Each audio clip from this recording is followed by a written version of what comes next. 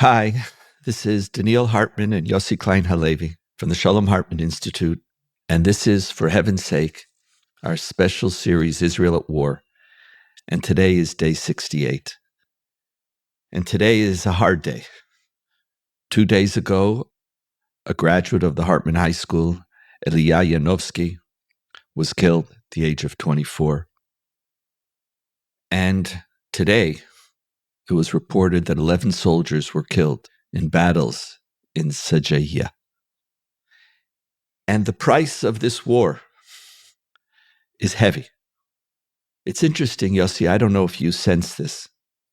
I don't remember as much resilience in Israeli society. We're being hit. Israeli society is watching. I feel them watching.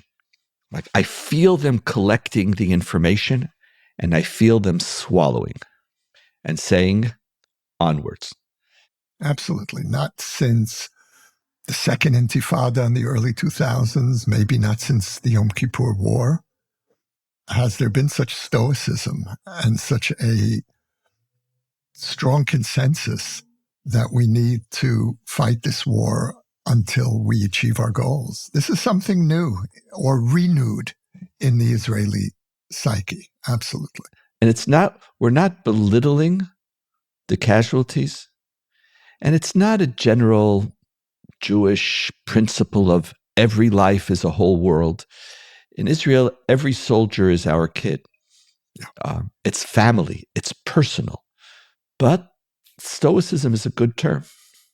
Is it stoicism? Is it a sense of resoluteness? You sense the way it is being discussed, but people are noticing. And the casualties are high, and they're going to continue to be high, unfortunately. This stage of the battle in Gaza is a very, very difficult one. It's one where we all have to remember this is not a classic battle of forces meeting each other in the battlefield. It just doesn't work that way. We would like it to, because our army is uniquely prepared for that. But to go into a densely populated area where the strategy of our enemy is not to show up and to meet us, because then they will lose. It's for us to come, and then with booby-trapped buildings and with ambushes, and that's what happened in Sajaiya. Both happened. It's this ongoing attempt to kill you with death by, 1,000 cuts. It's constant. Yeah, that hasn't changed on their part. We've been fighting Hamas on and off since 2008, since Operation Cast Lead. And each of those conflicts ended indecisively with a deep sense of malaise in Israel. First of all, the goals were not clearly defined as they are now. Secondly, it really wasn't clear to people whether we should be bringing Hamas down. Is the goal just to stop the rocket fire? This is the first war since then where the goals have been clearly laid out, and there's overwhelming consensus in support of those goals. But you could have that consensus, Yossi. And it's true, the goals are different. In the prior wars, the focus was to somehow inhibit the fire of missiles. The danger was the missiles. Yeah. And so the response to the missiles was Iron Dome. We had Iron Dome. That's what we had. And we had the Air Force, and the target of the war was the missile launchers. Yeah. And from time to time, then there was a target, the tunnels. But the idea of destroying Hamas is a completely different goal, no matter how justified. The question is whether it's achievable. And the context for talking about this, and we're going to have to talk about this more and more, because in Israeli society, I still think we're talking about goals motivated by October 7th. October 7th demands that Hamas be destroyed. It's a different war with a different goal. And the context of Gaza and this war is a good way to frame our theme for today, which is the Northern Front. Every day missiles are fired from the Northern Front. There is a war going on, and we're choosing not to call it a war. We're choosing also, we watch it, we know it's there, We know close to 100,000 citizens of Israel have been evacuated from their hometowns. Kiryat Shmona and Shlomi and all the kibbutzim, they're empty. And a larger size force is poised there, ready. The Air Force is bombing. And there's this ongoing battle. And there's a battle or a struggle or a question in Israeli society what we should do. See, everybody knows that Hezbollah is just as untenable as Hamas is. Even more so, Donniel, even more so. Even more so. And the issue, let me just finish framing and then I want you to come in. And the issue is, again, not the missiles. Our citizens have left their kibbutzim and towns because of a fear of another October 7th. It's not a missile, how do we deal with the missile? It's how do we deal with a murderous group of people who will not refrain from sending 50 groups of 30 or 50 all across to enter into various towns to slaughter people. The same danger is there with greater means, maybe with a little more to lose, that we hope, but that whole equation is also being questioned. So the issue of the Northern Front is just sort of, it's bubbling, and I feel it's bubbling higher and higher. Gallant said we should have attacked already. There's discussion of should we go in, should we not go in? We have to talk about the Northern Front. What do you feel when you talk about the Northern Front? You know, Lebanon has a very specific place in the Israeli imagination. It's the place of our failure. It's the one place where we lost a war. And it was a war that was supposed to be over in the summer of 1982, and it didn't end till the hasty Israeli withdrawal under the cover of night in the year 2000. So Lebanon sits on us. Lebanon is the place where we fought to uproot the PLO, and we received Hezbollah in its place. We've been dealing with the Lebanon border with missiles, Katyushas in those days, since the 1970s. And so Lebanon is a place that Israelis have not wanted to touch, to think about. And we had the brief war with Hezbollah in 2006, another inconclusive war. And we turned a blind eye while Hezbollah was rearming to an astonishing extent. Hezbollah today has something like 150,000 missiles and rockets. Many of those missiles are precision guided. They can hit anywhere in the state of Israel. And we know what the next war is going to look like. Just in terms of the home front, this will be the worst conflict that the Israeli home front has experienced since 1948. No place will be safe in Israel. Now there's a war, and if you're not directly at the front, you can live a reasonably normal life. And that's really the truth about how Israelis have been experiencing this so far. The moment we go to war with Hezbollah, normal life decisively ends in Israel, and we go into the shelters for the duration. So would you be willing, Yossi, to unilaterally start a war with Hezbollah in light of October 7th? Yes. Whether now or whether in a couple of months, do you think this is something that we... Absolutely. If this war ends, even if we defeat Hamas, if Hezbollah is sitting on the northern border, we will not have achieved our goals. I was in favor of leaving Gaza after October 7th, leaving it aside, and launching a preemptive strike on Hezbollah. Now, Hezbollah, Hamas, Syria, the Houthis, Iran, this is one united front. And the perception abroad is that this is a conflict between Israel and Hamas, or Israel and the Palestinians. But we experience this as a regional conflict. And by focusing on Hamas alone, we are not doing justice to the full dimensions of the threat that we're facing. And look, you know, the army and the government considered a preemptive strike against Hezbollah immediately after October 7th. and for whatever reason decide, and I understand, we can all understand why the decision was made to bring down Hamas, but I think it was short-sighted. And if you look at what's happening on the northern border every day, they're testing and pushing, and we know the way these things begin. We don't know how they end. The possibility of a deterioration is constant.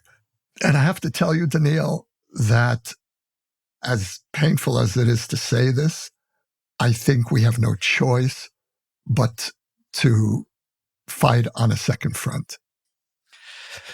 Yossi, I completely concur with your analysis and motivation, but I couldn't disagree more. I want to say something to our audience, and I don't do pessimism, but my optimism is never disconnected from reality. I'm not naive. I look at reality and I ask, how in the midst of that reality do I build life and move forward? I want to say something that I feel very deeply. Doesn't mean I'm right.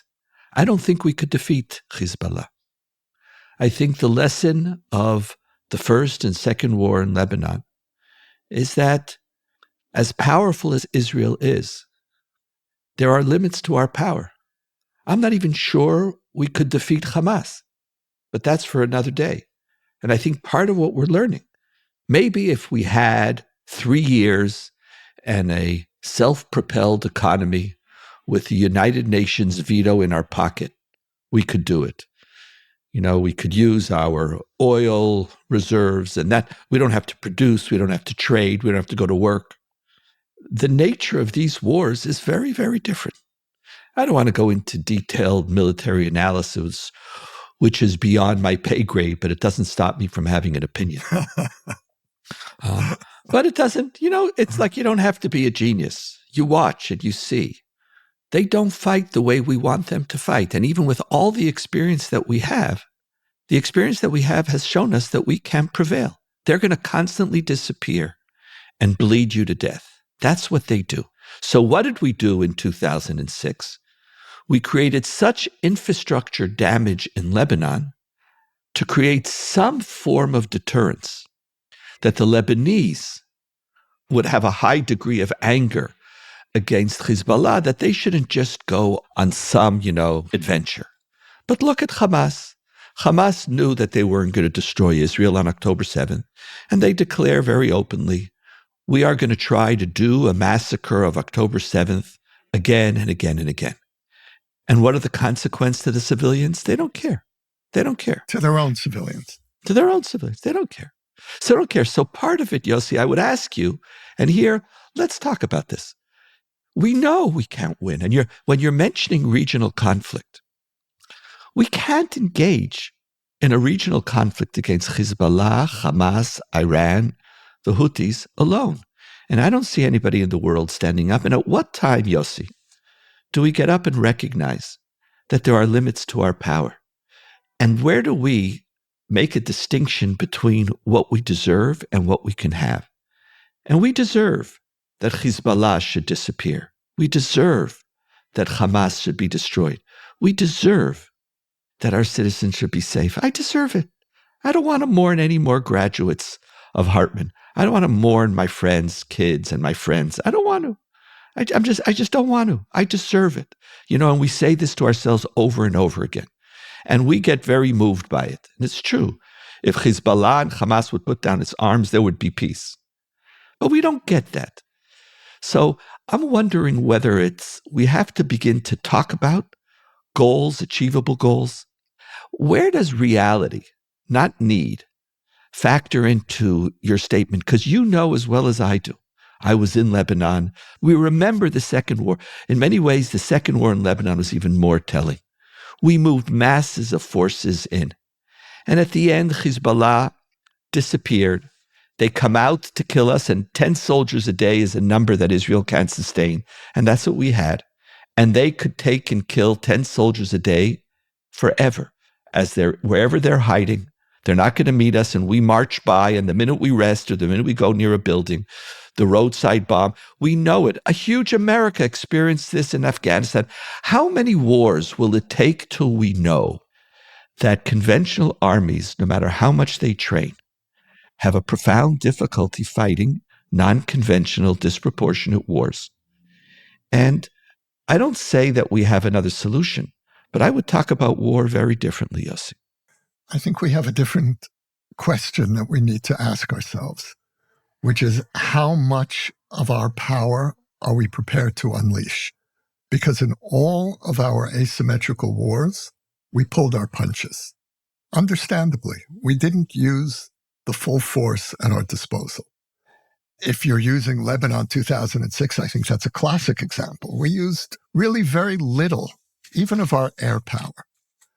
The army has been saying now for the last few years, trying to prepare the Israeli public for what they felt was an inevitable conflict in the north, that when, not if, but when we go to war again with Hezbollah, we will give the residents of southern Lebanon 24 hours to leave, not 3 weeks, as it played out in Gaza, 24 hours, and then we will move all of our force against Hezbollah.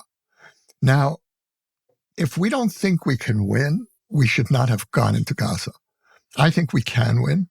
I think the army is fighting in ways that surprise many of us. The quality of the strategy, to say nothing of the morale, is something we haven't seen in a long time here. Now, it's true, we're fighting a new round of this long asymmetrical war, but this is different. This is because, again, this is the first time that we have set as our goal, first, the destruction of Hamas. And if we go to war against Hezbollah, the goal will be the destruction of Hezbollah. Is it possible? Yossi, is it possible? I have to believe that it is. Yossi, I hear you, and I don't want to get into a factual debate because they're never meaningful. And, everybody, we know this. Everybody has the facts that mirror their opinions. I think Israel is using all of its power in Gaza. I don't think Israel's holding back anything. I think in 2006, Israel didn't hold back anything. It wiped out, I don't know what percentage of the infrastructure of Lebanon. I'm being reminded of, on October 7th, but not just October 7th, on today, December 13th. By the way, I just looked at the calendar. December 13th, 1971 was the day that my family made Aliyah. So in the middle of Hanukkah. Happy anniversary. Happy anniversary. 50, no regrets? What is it? No regrets, Donniel? Nah. I couldn't imagine a life anywhere near as meaningful and as important and as also joyful with all said and done. Israel's a glorious place to live. But part of it is having to deal with levels of difficulty and trauma, which aren't a part of American or Canadian Jewish life. And yet, part of this moment, I think, in appreciating being an Israeli, is there's nowhere I would rather be right now than here. It would be unbearable for me not to be here. It's unbearable to be here too.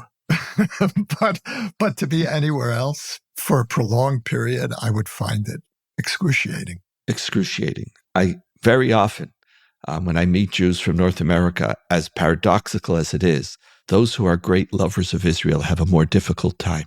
I think so. They're distanced. They don't know what to do.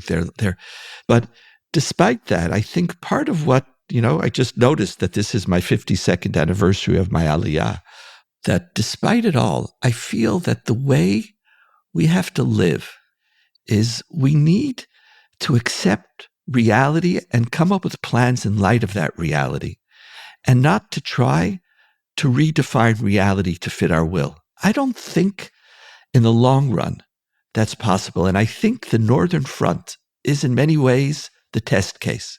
The language, Yossi, and I'm saying you didn't use it because you didn't say it lightly, but you hear generals or people say, yes, let's take out Hezbollah. I love /hate. Take out Hezbollah. Mm-hmm. Yes, just take them out. Even your statement, we'll give you 24 hours. You think you could on your own decide how many hours you're giving somebody? You think on your own you're going to say, and then you're going to start bombing and there aren't going to be consequences. But whatever it is, there are limits. Okay, Israel Donniel. is about Okay, survival, but we recognize the limits of our power. okay. And maybe, and I know I know, I'm letting you, just give me one more second, because I'm getting to say there, that's what we have to live with. No one promises you a rose garden. Israel is not the Garden of Eden. It's certainly not the land of milk and honey. It isn't. It's our home. For better or for worse, it's our home. But in that home, danger is an inherent part of what we have to live with. It's impossible. And so we develop systems of denial. But I would rather have systems of denial than systems of military fantasy. And you didn't say it, but this flippant, let's wipe out Hezbollah as if we haven't been there, as if we don't know that Hezbollah is the largest non-governmental army in the world, that they fight non-conventional, they force you into an asymmetrical war in which their ability to suffer casualties is tenfold yours, and they never show up unless it is to ambush you. We have learned a lot, and the world has learned a lot, and I know it's hard. And in America or Canada, you have to deal with dangers that are 10, 12,000 miles away. We have to deal with this on our doorstep. And that's our cross to bear. And that's it. And in the midst of that, we will thrive with periodical catastrophes. But I don't know if we have more than that. I'm afraid of the greater catastrophe of forgetting the limitations of what our power is, no matter how immense it is. So to use a loaded word, the context has changed. And the context today, first of all, in our war with Gaza, October 7th changed the terms of the conflict. That's why the goal was presented differently by the army Correct. this time, and why the public, virtually wall to wall, from left to right, embraced the goal of bringing down Hamas. You don't hear people saying, can we do it? We have to do it. We have to do it because October 7th created an imperative that didn't exist before. Now imagine, Donniel, if we go to war with Hezbollah and they unleash what the army estimates will be 4,000 or 5,000 rockets and missiles against the home front a day, devastating large parts of Israel. The Iron Dome is adequate to deal with the threat from Hamas. It is pathetically inadequate to deal with the threat from Hezbollah, which means that our home front is going to risk devastation. How will that change the context? How will that change the way we view not whether we can, but whether we have a choice? In other words, whether we can or not is an open question, including, and you're right, including in Gaza. But what I sense the answer of the Israeli public is now and will be in Lebanon is we're not going to allow ourselves to ask that question whether we can, because we must. Let me clarify. If and when Hezbollah launches 5,000 missiles, of course we have to attack.